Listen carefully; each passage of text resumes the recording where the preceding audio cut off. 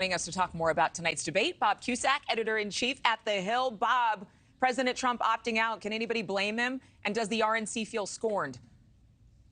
Well, certainly the RNC definitely feels scorned. I mean, they want him to show up. Fox wanted him to show up, and he's not going to show up. He does have a big lead, so in some ways you can't blame him. But there's no doubt about it. There's going to be a lot of talk of Trump and the indictments and the fact that he didn't show up. Expect Chris Christie to go after him for being, basically what he's called a chicken and not showing up, trying to bait Trump to show up. But I don't think Trump is going to show up, at least for the first couple, and we'll see what happens in the polls after that. But this is a big political decision by Trump. Who would have thought he would be so in the lead after all these indictments? But here we are. Yeah, 62%, I believe, of voters, likely GOP voters, choosing him in that latest CBS YouGov poll. What's the point of this debate now that the frontrunner's out of the room? I mean, you talk about Christie, who is, self-proclaiming himself to be a wrecking ball here. Asa Hutchinson seems to have run simply to try to take the wind out of Trump's sails. But it seems they're both failing miserably at that. So why do we need to hear from them? I think everyone wants to get into that number 2 position. That's the pole position other than Trump. Ron DeSantis has been in that position. He has struggled. His campaign has struggled. Big night for him. I think he has a lot to gain. He has a lot to lose tonight. He's going to be taking some arrows in the back. He's going to be at the center of the stage. I think a lot of people want to get into that second position so then they can go after Trump. But they've got to take DeSantis down first. So that's kind of the machinations tonight. So who can take him down? Who do you think is going to make the biggest impression on voters, answer the most intelligently and articulately for the GOP side? I think 2 to watch, maybe 3. Vivek Ramaswamy, who did very well in the town hall of NewsNation, I thought he was very good. He did make some controversial comments about 9/11 that he's had to clean up this week. He's been pretty strong. Christie's a very good debater, and also I think.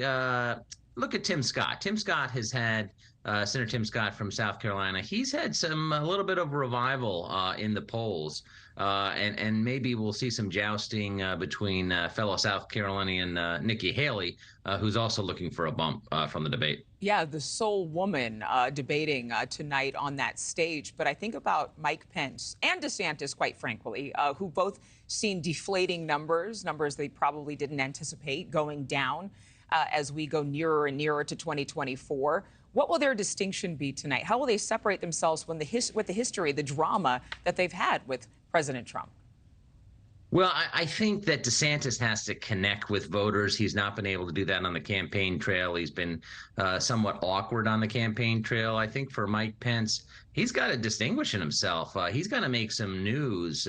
He has not really attracted a lot of headlines. He's been kind of careful in how he's addressed whether it's talking about Trump or other controversial issues. He needs to go for the jugular and make the case of why he's here. Otherwise, I don't think Mike Pence is going to be on the stage for that long. It's a big one for him, I think, to show why he's here and does he really have a chance when a lot of the Trump base, especially after the January 6th riot, they're not fond of Mike Pence. They're not fond of him. They think he's a traitor at minimum. Really quickly here, just a few seconds. What should Americans, especially the GOP, because they'll be paying the most attention, take away from this debate? I mean, what makes it something that is useful? Because I just feel like it's a lot of pontification and speculation when none of them, these are all intelligent people. They know the chances of them actually winning the White House are very slim at this point. I think people have to be watching for bread and butter issues, and Republican candidates honestly need to do more of that, where they're talking about the economy instead of culture wars, which is they're important issues in the culture wars. But at the same time, when you're talking about bread and butter and inflation, that's what people care about. And I think that is what the candidates should be talking about tonight, especially when there's so much concern about the economy and, in particular, inflation. At least they can clarify talking points for their career, wherever that leads them. Bob Cusack, thank you so much for being with us. Thank you for watching. Go to newsnationnow.com to find NewsNation on your television provider. And don't forget to click the red subscribe button below to get more of NewsNation's fact-driven, unbiased coverage.